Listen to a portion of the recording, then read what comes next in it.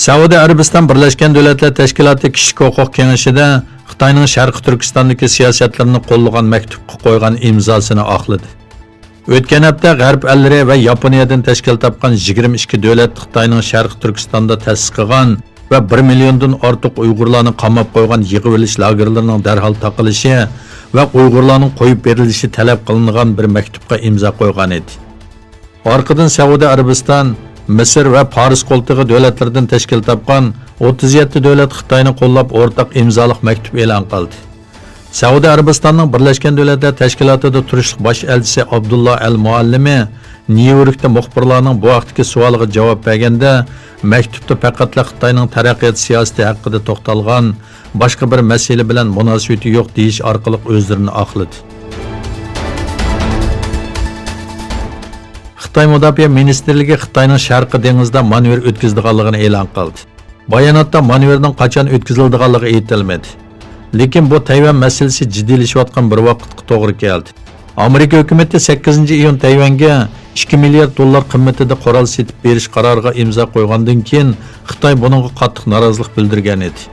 Xitoy Tashqi ishlar ministrligining bayonotchisi Geng Shuang Amerikaning Tayvanga qurol setish orqali Xitoyda ishga urush chiqarishni maqsad qilganligini ayiblagan edi.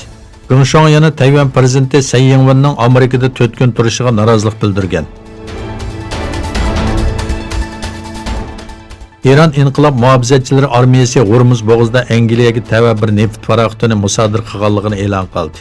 Portga elib kelingan paraxotning rasmiyatlari tekshirilib bo'g'icha tutib turilganligini bildirdi. O paraxotga tava shirkat bo'lsa, paraxotga noma'lum kishilarning va bir tikuchar aeroplanning yiqilishganligini, paraxot bilan aloqasining uzilib qolganligini bildirdi. Angliyaga tava neft paraxotining Iran portiga elib berilganligi va qonuniy rasmiyatlari o'tilayotganligi ma'lum. Şunun bilan birga Iranning Hormuz bo'g'izida Angliyaga tava yana bir paraxotga daxl qilinganligi mo'ljallanmoqda. Amerika prezidenti Donald Trumpning Turkiya va S-400 masalasini muzokara qilish uchun nufuzli Cumhuriyetçi Kengash palata a'zolarini Oqsaroyga taklif qilganligi bildirildi.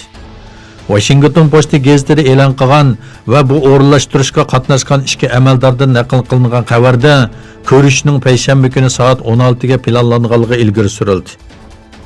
Xabarda taklifnomaning bir ko'paytirilgan nusxasiga erishganligi, buningda prezident Trumpning Turkiya haqida degan so'zlarning yozilganligi o'tirg'i qo'yildi. Xitoyning Hong Kong alayda ma'mur rayonida jinoyatchilarning Xitoyga qaytarib berilishi haqidagi qonun loyihasiga qarshi namoyishlarda qonun turg'izish mahkamasiga besib kirgan bir turkum namoyishchilarning Tayvanda panohlanganligi o'tirg'i qo'yildi. Hong Kong erkinlik gazetining xabar qilishicha, qaytarib berish qonun loyihasining butunlay amaldan qoldirilishi uchun 1-iyun elib berilgan namoyishlarda qonun turg'izish mahkamasiga besib kirgan va moddiy ziyon keltirib chiqargan 30 dan ortiq kishi adil bo'lmagan shikoyatdan qochib Tayvanga ketgan. Xabarda ilgari surilishicha, Tayvanga yetib borganlarning ko'pinchisi o'quvchilar bo'lib, ba'zilari Tayvandan uzun muddatli viza yoki panohlik talab qilishni planlagan. O'zbekiston Xalqaro islom akademiyasi 2019-yili 2020-yili o'qish yilida to'liq kurs o'qimoqchi bo'lgan chet ellik o'quvchilarga imtihonni bekor qilganligi e'lon qilindi.